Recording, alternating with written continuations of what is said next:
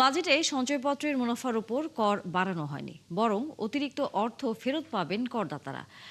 ERF আয়োজিত অনুষ্ঠানে কথা বলেন এনবিআর চেয়ারম্যান আব্দুর রহমান খান। বলেন, চাপ থাকলেও বাজেটে কালো টাকা সাদা করার সুযোগ দেয়নি এনবিআর। আগামী অর্থবছর তামাক, বিড়ি ও সিগারেট থেকে 50,000 কোটি টাকা রাজস্ব আদায় করা হবে বলেও জানান আব্দুর রহমান খান। আরও জানাচ্ছেন মাইনুল হাসান। শুল্ক ও কর কাঠামোতে ব্যাপক রদবদল এনে 2026-27 অর্থ বছরের বাজেট দেন অর্থমন্ত্রী, যেখানে নবায়নযোগ্য জ্বালানি, বৈদ্যুতিক গাড়ি, ওষুধ, কৃষিসহ নানা খাতে দেয়া হয় ব্যাপক কর ছাড়ের প্রস্তাব। একই সাথে রাখা হয় বিনা প্রশ্নে ফ্ল্যাট প্লটের প্রকৃত মূল্য দেখানোর সুযোগ।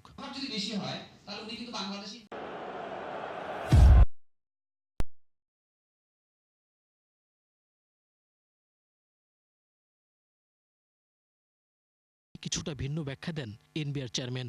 বলেন, চাপ থাকলেও কালো টাকা সাদা করার সুযোগ রাখা হয়নি নতুন বাজেটে। রিহ্যাবের একটা বড় প্রেশার ছিল যে লোকজনের হাতে তো ওরকম ট্যাক্স দেওয়ার টাকা থাকে না, তো যদি এই সুযোগ না থাকে আমাদের ফ্ল্যাট বিক্রি হবে না, এই ধরনের। এবং এখানে বড় অনেকগুলো এমপ্লয়মেন্ট জড়িত অনেকগুলো সেক্টরের লোকজন এখানে কাজ করে। সো এই সেক্টরকে বুস্ট আপ করার জন্য এটা দরকার। বাট আলটিমেটলি সরকার বলেছে, শুরু থেকেই বলেছে যে না, আমরা কোনো ব্ল্যাক মানি হোয়াইটিংয়ের কোনো জায়গায় যাব না।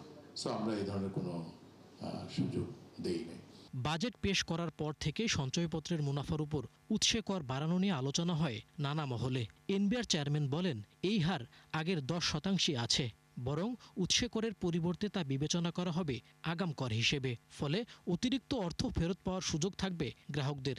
এ সময় স্বর্ণ বিক্রি থেকে আয়ের উপর 15% কর বসানোর সমালোচনা করেন এই বিশ্লেষক। আপনি যদি 100টা রিটার্ন দেখেন, 100টা রিটার্নে দেখবেন 10 ভরি গোল্ড দেওয়া আছে, ভ্যালু কি দেওয়া আছে, আননোন অথবা জিরো। তাহলে স্যার, আপনি যখন একটা রেজিমে যেতে যাচ্ছেন, যদি ক্যাপিটাল গেইনে আনতে চান, তাহলে তাকে একটা সুযোগ দেন যে হ্যাঁ ঠিক আছে, যে অ্যাসেটগুলো আপনার ডিসক্লোজ হয় নাই, এখন থেকে আপনারা ডিসক্লোজ করা শুরু করেন ফেয়ার মার্কেট ভ্যালুতে। সঞ্চয়পত্র যারা কিনে, বিশেষ করে মার্জিনাল যাদের আর কোনো ইনকাম নাই সঞ্চয়পত্র ছাড়া, আমি নিশ্চিত যে রেজিম এখন আমরা প্রস্তাব করছি, সঞ্চয়পত্র থেকে যে ট্যাক্সটা কাটা হয় অলমোস্ট সবার টাকা ফেরত দিতে হবে, এবং এটা আমরা মাইন্ড করবো না। এনবিআর কর্মকর্তারা জানান, খুচরা পর্যায়ে 1002 টাকা উৎসে কর বসানোর ফলে কমপক্ষে 1 কোটি করদাতা জালের আওতায় আসবেন। পণ্য বিক্রয়ের ক্ষেত্রে অগ্রিম কর সংগ্রহ, এইটা হচ্ছে আমাদের ট্যাক্স বেস বাড়ানোতে হেল্প করবে।